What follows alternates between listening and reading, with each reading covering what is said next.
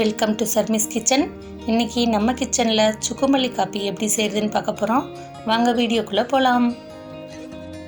சுக்குமல்லி copy செய்கிறதுக்கு தேவையான பொருட்கள் என்னென்னு பார்க்கலாம். மல்லி 50 கிராம், சுக்கு 25 கிராம், 20 கிராம் மிளகு, 10 ஏலக்காய்.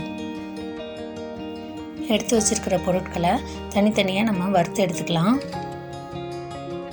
இந்த மாதிரி வறுத்துட்டு அரைக்கும்போது இந்த பவுடரை நம்ம அதிக நாட்கள் ஸ்டோர் பண்ணி வச்சுக்க முடியும். அதோட காஃபியோட வாசனையுமே ரொம்ப நல்லாயிருக்கும். சுக்குமல்லி காப்பி செய்கிறதுக்கு பயன்படுத்தியிருக்கிற இந்த 4 பொருட்களுமே மருத்துவத்தன்மை வாய்ந்தது.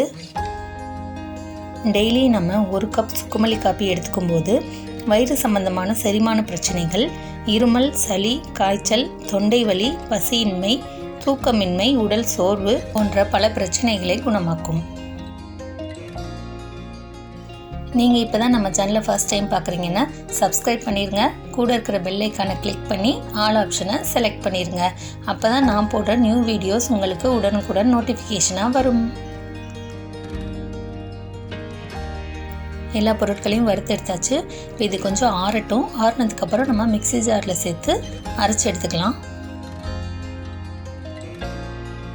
இந்த மாதிரி கொரப்பாக அரைச்சி எடுத்துக்கோங்க. அவ்வளோதான், சுக்குமல்லி காப்பி பவுடர் ரெடி ஆயிடுச்சு. இப்போ காஃபி எப்படி செய்கிறதுன்னு பார்க்கலாம். பாத்திரத்தில் 2 டம்ளர் தண்ணி சேர்த்துக்கலாம். ட்ரெடிஷ்னலாக சுக்குமல்லி காப்பி தண்ணீரில் தான் செய்வாங்க, பால் சேர்க்க மாட்டாங்க.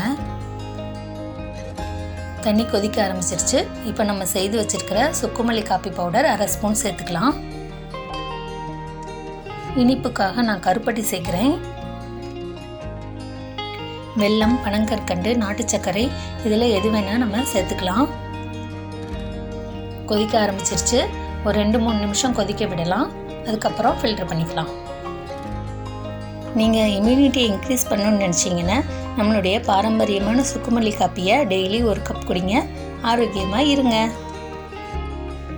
சுவையான ஆரோக்கியமான சுக்குமல்லி காப்பி தயாராகிடுச்சு. இந்த வீடியோ பற்றிய உங்களுடைய கருத்துக்களை கமெண்ட் பண்ணுங்கள்.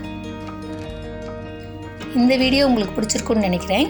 பிடிச்சிருந்தா லைக் பண்ணுங்கள், உங்கள் நண்பர்களுக்கும் ஷேர் பண்ணுங்கள், சப்ஸ்கிரைப் பண்ணுங்கள்.